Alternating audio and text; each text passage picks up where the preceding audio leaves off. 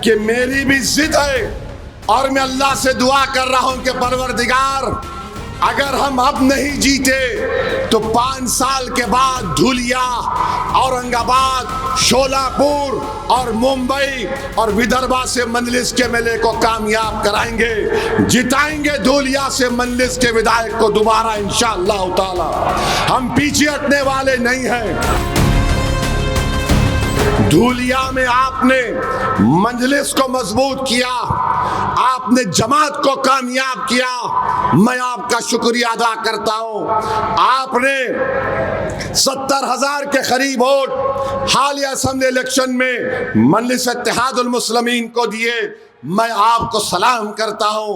हम कामयाब नहीं हुए मगर असदुद्दीन ओवैसी आपसे वादा करके जा रहा है कि मेरी भी जिद है और मैं अल्लाह से दुआ कर रहा हूं कि परवरदिगार, अगर हम अब नहीं जीते तो 5 साल के बाद धुलिया, औरंगाबाद, शोलापुर और मुंबई और विदर्भा से मंजलिस के मेले को कामयाब कराएंगे, जिताएंगे धुलिया से मंजलिस के विधायक को दोबारा इंशाअल्लाह ताला।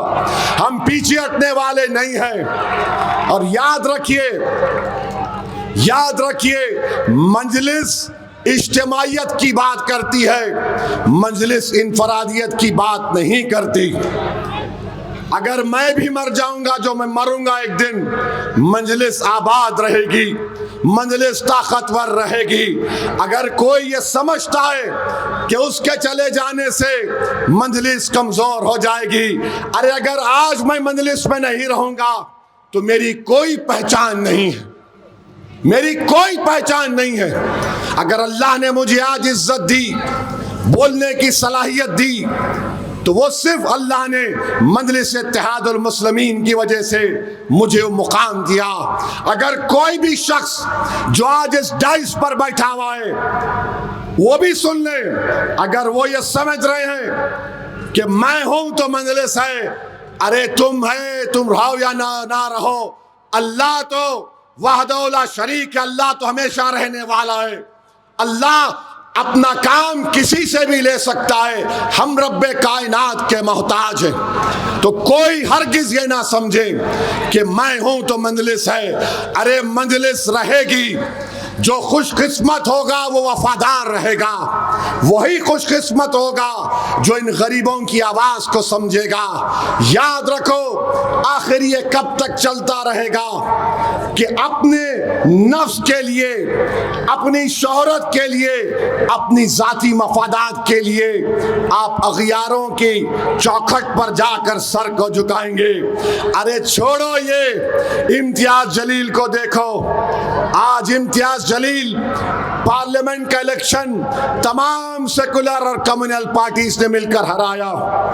असेंबली का इलेक्शन लड़ा इम्तियाज जलील, 1100 वोट से हार गया। इम्तियाज जलील हार गया, मगर अल्लाह ने इम्तियाज जलील को इतनी शोहरत से नवाजा कि आज अगर महाराष्ट्र के मुसलमानों का अगर कोई सबसे बड़ा नेता है तो उसका नाम सैयद इम्तियाज जलील है। आज आप जानते हैं इस बात को। तो मेरे अजीज दोस्तों और बुजुर्गों, आपको अपने हौसलों को बुलंद रखना पड़ेगा, डरने और घबराने की जरूरत नहीं है। ये जिंदगी में नसीब व फराज से हमको गुजरना पड़ता है। हम जरूर इंशाअल्लाह ताला दोबारा धुलिया से मजलिस के मेले को मुंतखब करेंगे।